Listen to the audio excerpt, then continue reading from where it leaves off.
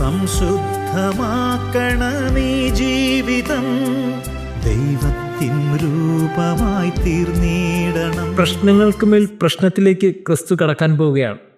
കാരണം യേശു ജെറുസലേം പ്രവേശനത്തിലേക്ക് അടുക്കുന്നു. ഇനി നടക്കാൻ പോകുന്നത് ഒറ്റിക്കൊടുക്കലും പീഡാസഹനവും കുരിശുമരണവുമാണ്. ഇതിനുവേണ്ടി മനസ്സിനെ ഇങ്ങനെ പാകപ്പെടുത്തി ക്രിസ്തു മുന്നോട്ട് പോകുമ്പോഴാണ് ക്രിസ്തുവിനുള്ള ഏക പ്രതീക്ഷ. അത് 3-ാം ദിവസത്തെ ഉദ്ധാരമാണ്. അത് അവന് മാത്രം അറിയാവുന്ന രഹസ്യമാണ്. പലപ്പോഴായി ശിഷ്യന്മാരോട് പറഞ്ഞ് മനസ്സിലാക്കാൻ ആഗ്രഹിച്ചിട്ടുണ്ട്. പക്ഷെ അവർക്ക് വലിയ വ്യക്തതയൊന്നുമില്ല. ഈ വ്യക്തതയൊന്നുമില്ലാത്ത ശിഷ്യന്മാരോടൊപ്പമാണ് ക്രിസ്തു ജെറുസലേമിലേക്ക് പോകുന്നത്. ഈ നിമിഷമാണ് സുവിശേഷത്തിൽ ആദ്യമായി സദുക്കായർ ക്രിസ്തുവിന് മുമ്പിൽ വരുന്നത്. ഈ സദുക്കായർ ക്രിസ്തുവിന് മുമ്പിൽ വരുന്നത് സുവിശേഷത്തിൽ ഈയിടത്ത് മാത്രമാണ്. ഇതിനു മുമ്പ് ഇതിനു ശേഷം അവർ ക്രിസ്തുവിന് മുമ്പിലേ പ്രത്യക്ഷപ്പെട്ടിട്ടില്ല. പക്ഷേ അവർ വരുന്നത് വലിയൊരു വിവാദവുമായിട്ടാണ്. വിവാദം ഒരു ഫാബ്രിക്കേറ്റഡ് സ്റ്റോറി ഉണ്ടാക്കിക്കൊണ്ടാണ്. ഒരുവൻ അവൻ്റെ ഭാര്യയുമായി ജീവിച്ചുകൊണ്ടിരിക്കുമ്പോൾ സന്താനമില്ലാതെ മരിക്കുന്നു. പിന്നീട് അവൻ്റെ സഹോദരൻ വിവാഹം കഴിക്കുന്നു. അങ്ങനെ 7 പേർ വിവാഹം കഴിച്ചിട്ട് പിന്നീട് അവൻ ഉദ്ധാനത്തിന് സമയത്ത് ആരുടെ ഭാര്യയായി തീരും? ഇതാണ് ചോദ്യം. ഈ സദുക്കായർ ഉദ്ധാനത്തിൽ വിശ്വസിക്കാത്ത ഒരു കൂട്ടം മനുഷ്യരാണ്. അതുകൊണ്ട് തന്നെ ഉദ്ധാനമില്ല എന്ന് പ്രൂവ് ചെയ്യുക എന്നാണ് അവരുടെ ലക്ഷ്യം. ഇങ്ങനെ ക്രിസ്തുവിനെ കൊടുക്കുകയും ചെയ്യാം, അവരുടെ വിശ്വാസം കാത്തു സൂക്ഷിക്കുകയും ചെയ്യാം. ഇതാണ് അവരുടെ ഒരു ലക്ഷ്യം. ഇങ്ങനെ ഉദ്ധാനമില്ല എന്ന് കരുതി ഈ ഭൂമിയിലെ ജീവിതത്തെ മാത്രം മുന്നിൽ കണ്ട് ജീവിച്ച ഒരു കൂട്ടം മനുഷ്യരാണ് സദുക്കായർ. എന്നാൽ മറ്റൊരു കൂട്ടർ യേശുവിനോടൊപ്പം കൂടെയുണ്ട്. അവരും എല്ലായ്പ്പോഴും വിവാദമുണ്ടാക്കുന്നവരാണ്, ഫരിസേയർ. പക്ഷെ ഫരിസേയർക്കൊരു പ്രത്യേകതയുണ്ട്. അവർ ഉദ്ധാനത്തിൽ വിശ്വസിച്ചിരുന്നു. അതുകൊണ്ട് യേശുവിന് മുമ്പിൽ നിൽക്കുന്ന 2 കൂട്ടരും പ്രശ്നക്കാരാണ്. പക്ഷേ ഈ വിഷയത്തോടെടുക്കുമ്പോൾ ഫരിസേയർ യേശുവിൻ്റെ കൂടെ ചായാനാണ് താല്പര്യം. യേശുവിൻ്റെ മറുപടി 2 കൂട്ടർക്കും വളരെ പ്രധാനപ്പെട്ടതാണ്. എവിടെ തിരിഞ്ഞാലും പ്രശ്നം ഉറപ്പാണ്. പക്ഷേ ക്രിസ്തു വളരെ കൃത്യതയോടെ അവൻ ഒരു പുതിയൊരു പാഠം അവരെ പഠിപ്പിക്കുകയാണ്. ഇത്രയും കാലം 3-ാം ദിവസത്തെ ഉദ്ധാനത്തെക്കുറിച്ച് ശിഷ്യന്മാരോട് പഠിപ്പിച്ച ക്രിസ്തു ആദ്യമായി തൻ്റെ മുമ്പിലെ പ്രശ്നങ്ങൾക്കും തർക്കത്തിനും വേണ്ടി വരുന്ന സദുക്കായരോടും ഫരിസേയരോടും പഠിപ്പിച്ചു. അതിങ്ങനെയാണ്: ഈ ഭൂമിയിലെ ജീവിതത്തെക്കുറിച്ച് മാത്രമാണ് നിങ്ങളുടെ ചിന്ത. ഇതിനപ്പുറത്തേക്കൊരു ജീവിതമുണ്ട്. അതാണ് മരണാനന്തര ജീവിതം. ഈ ജീവിതത്തെക്കുറിച്ചാണ് ക്രിസ്തു പഠിപ്പിക്കുന്നത്. ഇത് ക്രിസ്തു പഠിപ്പിക്കുമ്പോൾ ക്രിസ്തുവിന് അടിസ്ഥാനമായി നിൽക്കുന്ന ഒരു വചനഭാഗമുണ്ട്. അത് പഴയ നിയമത്തിലെ മോശയെ വിളിക്കുന്നതാണ്. ഈ മോശയെ വിളിക്കുന്ന വചനഭാഗത്ത് അബ്രഹാത്തിൻ്റെ ദൈവമെന്നും ഇസ്ഹാക്കിൻ്റെ ദൈവമെന്നും യാക്കോബിൻ്റെ ദൈവമെന്നും പറഞ്ഞുകൊണ്ട് മോശയോട് അഭിസംബോധന ചെയ്യും. ഈ അഭിസംബോധനയുടെ അർത്ഥം എന്താണ്? കാര്യം ഇത്രയേ ഉള്ളൂ: മോശയെ വിളിക്കുന്നത് അബ്രഹാത്തിനും ഇസ്ഹാക്കിനുമൊക്കെ കാലങ്ങൾക്ക് ശേഷമാണ്. എന്നിട്ടും എന്തുകൊണ്ട് ദൂതൻ അബ്രഹാത്തിൻ്റെയും ഇസ്ഹാക്കിൻ്റെയും യാക്കോബിൻ്റെയും ദൈവമെന്ന് പറയുന്നു? കാരണം യാക്കോബിൻ്റെയും അബ്രഹാത്തിൻ്റെയും ഇസ്ഹാക്കിൻ്റെയും മരണശേഷം വീണ്ടും അവർക്ക് ദൈവവുമായൊരു ബന്ധമുണ്ടായിരുന്നു. മരണത്തിന് ശേഷവും ആ ബന്ധം നിലനിൽക്കുന്നത് കൊണ്ടാണ് ദൂതൻ ആ ഒരു അഭിസംബോധന മോശയുടെ മുമ്പിൽ നടത്തുന്നത്. അങ്ങനെയാണെങ്കിൽ പഴയ നിയമത്തിൻ്റെ കാലം മുതൽ തന്നെ മരണത്തിന് ശേഷം ഒരു ജീവിതത്തെക്കുറിച്ചൊരു ചിന്ത അവർക്ക് നൽകുന്നുണ്ട്. പക്ഷേ സദുക്കായർ ആ രീതിയിൽ ചിന്തിക്കാൻ അവർക്ക് കഴിഞ്ഞില്ല. ആ ഒരു ചിന്തയുടെ അടിസ്ഥാനമില്ലാത്തത് കൊണ്ട് അവർ ഈ ഭൂമിയിലെ ജീവിതത്തിൽ മാത്രം ആശ്രയിച്ച് അതിൽ മാത്രം മുന്നിൽ കണ്ട് ജീവിച്ചു. പ്രിയമുള്ളവരെ, ഇഗ്നറൻസ് ഒരു വലിയ പ്രശ്നമാണ്. അറിവില്ലാതെ പോകുന്നത് ഒരുപക്ഷെ നമ്മുടെയൊക്കെ ജീവിതത്തിന് വലിയൊരു വേദന നൽകും, അല്ലെങ്കിൽ നമ്മുടെ സാധ്യതകളെ നഷ്ടപ്പെടുത്തും. നമ്മളൊക്കെ ഒരു ഇട്ടാവട്ടത്ത് കിടന്ന് കറങ്ങാനാണ് ആഗ്രഹിക്കുന്നതെങ്കിൽ അത് എല്ലാ കാലത്തും നന്മയായി പോകില്ല എന്ന് ഇന്നത്തെ സുവിശേഷം നമ്മളെ ഓർമ്മിപ്പിക്കും. നമ്മളൊക്കെ ക്രൈസ്തവരാണ്, ക്രിസ്തുവിൻ്റെ പിന്നാലെ നടക്കുന്നവരാണ്. അതുകൊണ്ട് തന്നെ അടിസ്ഥാനപരമായി നമ്മൾ അറിഞ്ഞിരിക്കേണ്ട ചില സത്യങ്ങളുണ്ട്. ആ സത്യങ്ങളിൽ ജീവിക്കേണ്ടത് നമ്മുടെ ഉത്തരവാദിത്തമാണ്. അവിടെയും ഇവിടെയും ഉയരുന്ന ചില ചോദ്യങ്ങൾക്കും ചർച്ചകൾക്കുമൊക്കെ ഉത്തരം കൊടുക്കേണ്ടവരല്ല നമ്മൾ. നമ്മുടെ ഉള്ളിലെ വിശ്വാസം നാം കാത്തു സൂക്ഷിക്കണം. അത് അവസാനം വരെ ജീവിക്കണം. അതാണ് രക്ഷ. ഓരോ മനുഷ്യരും അവരവരുടെ രക്ഷയാണ് ഈ ഭൂമിയിൽ നേടിയെടുക്കേണ്ടത്. അതുകൊണ്ട് തന്നെ ഈ മരണാനന്തര ജീവിതവുമായി ബന്ധപ്പെട്ടൊക്കെ നാം ചിന്തിക്കുമ്പോൾ നമ്മുടെയൊക്കെ മനസ്സിൽ വരേണ്ടത് ഇനി അങ്ങനൊരു ജീവിതമുണ്ട്. അത് വലിയൊരു ആത്മീയതയാണ്. മുൻപോട്ടുള്ള പാതയ്ക്ക് ഒരു വിളക്കായി നിൽക്കാൻ കയ്യിൽ ഇപ്പോഴേ ഒരു ദീപം തെളിയിക്കുന്നു.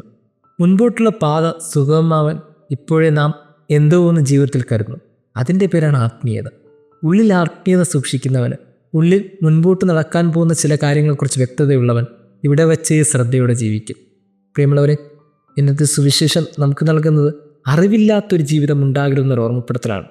ക്രിസ്തുവിൻ്റെ മുമ്പിൽ വരുമ്പോൾ ഈ അറിവില്ലാത്തത് കൊണ്ട് ചില ചോദ്യങ്ങൾ, ചില അനുഭവങ്ങളൊക്കെ പറഞ്ഞു വയ്ക്കുന്ന സദുക്കായരെ നമ്മൾ കാണും. പക്ഷേ അവർക്ക് ക്രിസ്തു നൽകുന്നത് പുതിയൊരറിവാണ്. പുതിയൊരറിവ് ഈ ഭൂമിയിൽ ഉണ്ടാകുക എന്നുള്ളതാണ് ഏറ്റവും പ്രധാനപ്പെട്ടത്.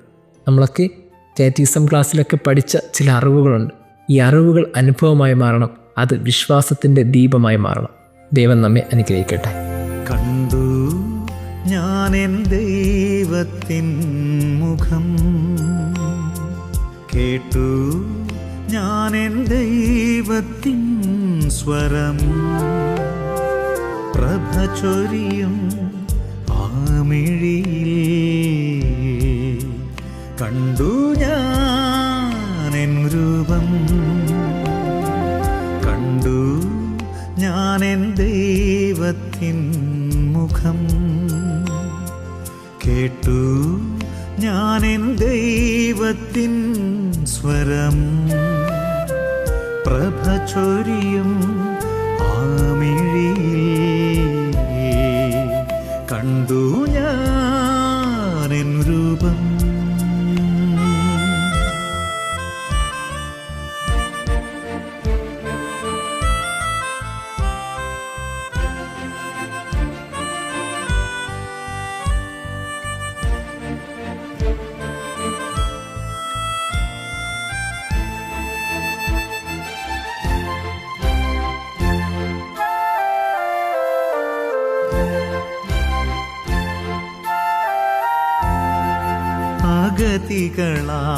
അഗതികളായവർക്കനുദിനം നാം നല്ലയൽക്കാരനായി തീർന്നിടേണം. അഗതികളായവർക്കനുദിനം നാം നല്ലയൽക്കാരനായി തീർന്നിടേണം. ഹൃദയം തുറന്നു നാമേകണം നിറവാർന്ന ദൈവ ചൈതന്യം. ഹൃദയം തുറന്നു നാമേകണം നിറമാർന്ന ദൈവ ചൈതന്യം. കണ്ടു ഞാൻ എൻ ദൈവത്തിൻ മുഖം, കേട്ടു ഞാൻ എൻ ദൈവത്തിൻ സ്വരം. പ്രഭ ചൊരിയും ആ മിഴിയിൽ കണ്ടു ഞാൻ എൻ രൂപം.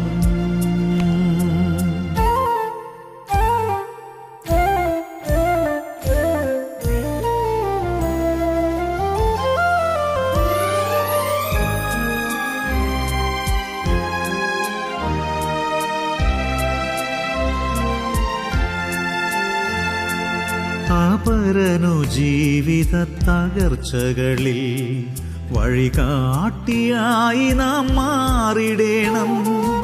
അപരനു ജീവിത തകർച്ചകളിൽ വഴികാട്ടിയായി നാം മാറിടേണം. സംശുദ്ധമാക്കണമീ ജീവിതം, ദൈവത്തിൻ രൂപമായി തീർന്നിടണം.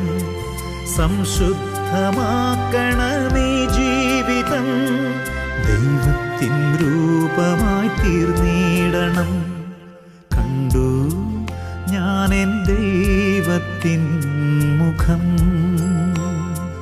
കേട്ടു ഞാൻ എൻ ദൈവത്തിൻ സ്വരം. പ്രഭ ചൊരിയും ആ മിഴിയിൽ കണ്ടു ഞാൻ എൻ രൂപം.